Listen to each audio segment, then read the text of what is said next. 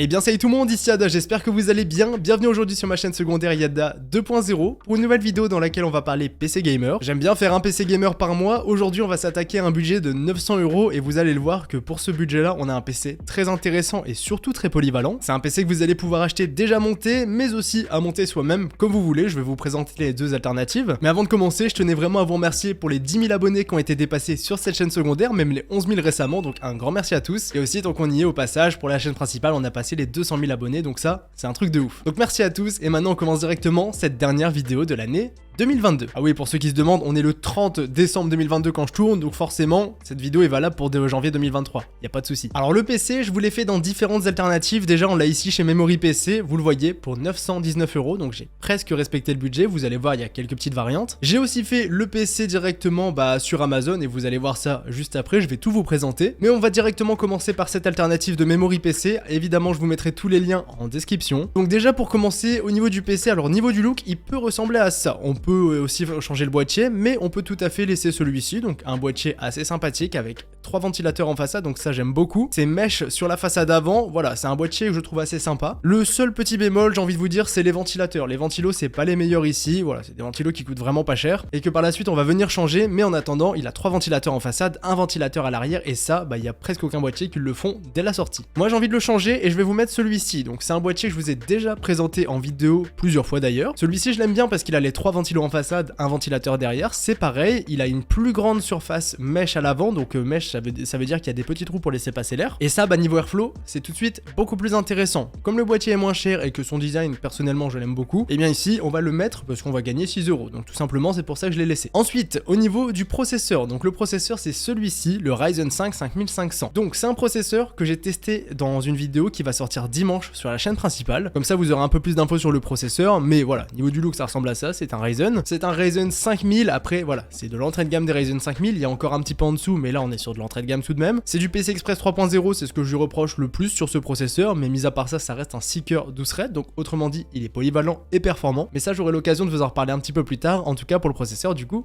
c'est celui-ci. Ensuite on descend un petit peu au niveau du ventirad, donc là c'est une bonne petite surprise, on a non pas le ventirad d'origine, mais plutôt un Purock 2 Slim. Donc le Purock 2 Slim, il est juste là sur Amazon, et celui-ci voilà, il vaut 30 €, il est intéressant parce que c'est mieux que le ventirad d'origine. Le 5500, il a pas forcément besoin d'un ventirad en vrai, mais là voilà, c'est compris dans le prix, donc on va tout à fait le laisser, et effectivement ça sera un peu plus performant que le ventirad d'origine, ça vous vous en doutez. Donc voilà, c'est nickel d'avoir ça dans le PC. Ensuite on descend un petit peu, voilà, on oublie les water cooling et tout ça évidemment pour ce budget là. Maintenant au niveau de la carte mère, ici on fait une petite concession, mais c'en est pas vraiment une au final, donc là on est sur une B450+ de chez Asus. Alors ça c'est un petit peu bête, mais moi cette carte mère je l'aime bien parce que la plupart du temps, 90% du temps dans un PC à 900 €, on va y voir une petite carte mère dans ce format là, regardez. Ça sera une B450M, une B550M ou une A520M, donc ça on peut tout à fait les mettre, mais visuellement, rien que pour le look et d'avoir un PC par exemple posé sur le bureau, c'est aussi plus joli d'avoir cette carte mère là. Après on fait pas un PC pour le look, mais ça a quand même son importance. Du coup sinon pour cette B450, voilà, c'est un chipset assez ancien, B450 ça devient un petit peu vieux, mais ça accueillera parfaitement bien ce processeur, il y a une mise à jour du BIOS qui est faite, et du coup c'est pleinement compatible. Du coup ici on va la laisser, c'est pas la meilleure des cartes mères, mais ici ça fera clairement le travail pour ce petit Ryzen 5 5500. Ensuite au niveau des barrettes de RAM ici, donc là à l'origine on a des barrettes qui sont pas forcément les meilleures, c'est celles-ci, donc des RAM qui sont no name. Enfin la dernière fois que j'ai dit ce terme vous avez pas trop apprécié, c'est des RAM vertes, c'est pas des RAM no name, souvent on a des cruciales, mais en attendant ça reste des RAM CAS 22, et ça je suis pas trop fan. Donc déjà il y a pas de dissipateur, c'est du CAS 22, donc forcément au niveau des performances ça va être impacté, et du coup ce que vous pouvez faire c'est descendre et mettre ces barrettes-ci, donc c'est des Corsair LPX, donc c'est pas spécialement les meilleurs, on est d'accord. Donc ce sera des 3600 MHz en CAS 18, alors on va pas pouvoir les exploiter à 100% à cause de la carte mère, parce qu'ici on sera limité à du 3200 MHz, donc ça aurait été l'idéal d'avoir un 3200 MHz en CAS 16, mais voilà, en vrai on peut laisser celle-ci parce que ça reste du 3600, donc elles seront bridées, mais ça restera du CAS 18, donc pour 15 € de plus, je trouve que ça vaut le coup, parce que déjà visuellement elles seront plus belles, et en plus de ça elles seront un petit peu plus efficaces. Ensuite au niveau de la carte graphique ici, donc là voilà, gros débat pour ce PC, donc Donc ici, on va passer sur du AMD, du RX. Voilà, du RTX à ce prix-là, moi je trouve pas ça intéressant parce qu'elles sont tout simplement trop chères. Donc ici, alors à la base, sur la config du PC, on est sur une RX 6700. Donc là, on va venir me la modifier pour tout simplement passer sur sa petite sœur, la 6650 XT. Alors là, j'ai un petit peu regardé les performances parce que la 6650 XT, je ne l'ai jamais eu dans un PC. Et très franchement, je vais vous mettre une vidéo benchmark et j'en reparlerai un petit peu après, mais c'est vraiment très proche. Et d'ailleurs, au niveau des prix, bah regardez, je les ai juste ici. Là, vous avez la 6650 XT, 360 €. Et ici, vous avez la 6700 classique non XT pour 389 €. Donc voilà, on est très proche niveau du prix et du coup, vous vous en doutez, niveau des perfs, on est aussi très proche. Du coup, ici, voilà, on va venir mettre celle-ci pour économiser 40 € et nous permettre de rentrer dans ce budget. Et si vous avez plutôt 950 € de budget, bah vous pouvez laisser la 6700 classique, évidemment. Ensuite, niveau du stockage, ici, on va venir mettre du SSD bien sûr. On va mettre 1 Tera de SSD M.2. Donc c'est un petit NVMe, c'est un Western Digital Blue qui est intéressant. C'est pas les plus grosses vitesses, mais ça restera un bon stockage. On aura 1 Tera, donc 1 Tera, on a de la place dans ce PC. Donc voilà, rien de plus à dire sur le stockage. On a un peu de place, c'est rapide, donc c'est tout ce que je demande à ce stockage. Et bien sûr, si vous voulez en mettre plus, vous pouvez, mais ça sera moyennant finance. Ensuite, on descend un petit peu et du coup, maintenant, ce qui nous intéresse, c'est l'alimentation. Donc ici, celle qui est fournie de base, bah elle est intéressante. Donc ici, c'est une petite System Power 10 en 650 watts. C'est du 80 plus bronze non modulaire, mais clairement, ça fait le taf. Du coup, voilà, cette alim-là, elle fait clairement le travail. C'est du bon matos, c'est du Be Quiet, donc ça, on valide et on la laisse dans le PC. Ensuite, pour les dernières choses qu'il y a à savoir, donc là, on regarde, Windows n'est pas fourni avec ce PC. Pour cela, bah c'est pas un problème, vous tapez installer Windows 10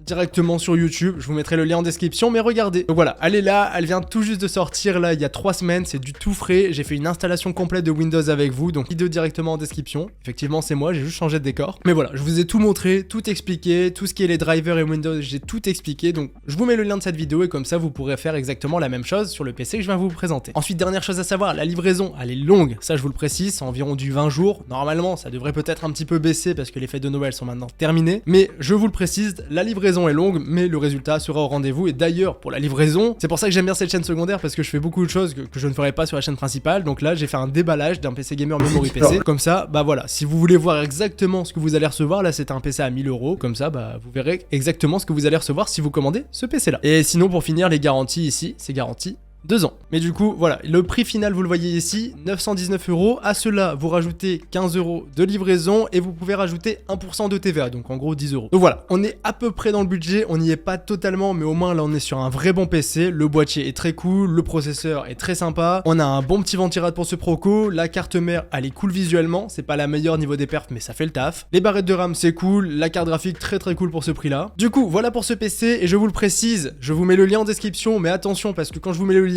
le PC il arrive comme ça, 949 € et vous le voyez, c'est pas le même boîtier, c'est pas les mêmes barrettes de RAM, c'est pas la même carte graphique, donc faites attention à ça, il faut faire quelques modifs, sauf si vous avez 950 € de budget, et là bah je vous conseille de changer les barrettes de RAM, mis à part ça, vous pouvez tout laisser. Donc là les amis, vous connaissez ce PC en version déjà montée, donc là on l'achète, on n'a rien à faire, le PC il arrive, on doit juste installer Windows une fois qu'il est arrivé. Mais on peut aussi s'intéresser à une chose, est-ce que ça vaut le coup de monter le PC soi-même, pièce par pièce? Et bien je vais tout de suite vous montrer tous les prix des composants présents dans ce PC. Donc déjà pour commencer, le processeur il est à 121 €. Ce qu'il faut savoir, c'est que niveau du prix, ça oscille entre 110 et 130 €. Donc voilà, ici on est sur une bonne moyenne, donc 121 € pour ce Proco. Ensuite, le ventirad ici, donc là 30 €, voilà, c'est un prix qui est aussi correct, hein, normalement c'est toujours plus ou moins ce prix-là. Ensuite, la carte mère, j'ai mis celle-ci parce qu'elle a déjà la mise à jour du BIOS, mais je vous le précise, elle est quand même moins bien que la du stuff. Après, elle est à 86 €, donc elle est aussi moins chère, donc ça c'est intéressant. Ensuite, les barrettes de RAM ici, bah c'est à peu près les mêmes, c'est juste des 3200 K16, donc un petit peu plus optimisé. Mais du coup ici 65 €, le SSD 85 €, c'est le prix normal. La carte graphique ici, la 6650 XT, 359 €, on peut l'avoir pour 10 € moins cher avec uniquement 2 ventilateurs. Il y a aussi 10 € de frais de port, faut pas les oublier les frais de port. Ensuite, niveau des boîtiers, alors là il est un petit peu revenu en stock, le MSI MacForge 100R, donc le boîtier est mieux que celui que j'ai présenté dans le PC déjà monté. Par contre, voilà, il est assez cher, hein, 78 €, c'est cher pour un 100R, on l'a déjà vu moins cher que ça. Après, on peut s'estimer euros qui sont en stock parce qu'en ce moment, c'est très compliqué à trouver. Et sinon, pour l'alimentation, ici, une petite System Power 9 en 600 watts, elle est à 65 €, il y a aussi 7 € de frais de port. Je vais pas les compter parce que souvent on peut la trouver à ce prix-là, voire un tout petit peu moins cher,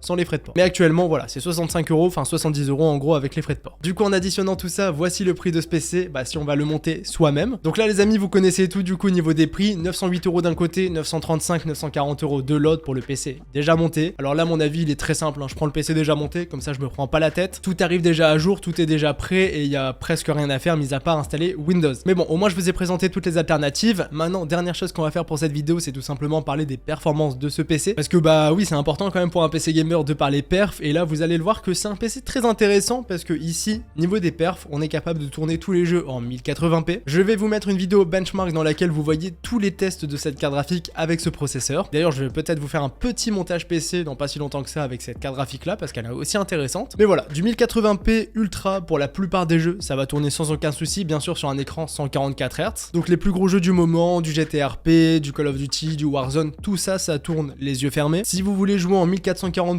un peu plus compliqué, mais ça tourne aussi pas mal de jeux, hein, bien évidemment. Mais moi, ce que je vous conseille, c'est sur ce PC de l'utiliser en 1080p avec tous les graphismes en ultra pour vraiment en profiter au maximum. Donc voilà, je vous mets une vidéo benchmark parce que bah forcément, là, j'ai pas testé le PC pour cette vidéo là, mais vous aurez toutes les perfs en description, vous aurez la config du PC en description, enfin, vous aurez tout en description du coup. Donc les amis, j'espère que cette vidéo vous aura plu. C'était Yada, on se dit à la prochaine, à l'année prochaine d'ailleurs. Salut tout le monde!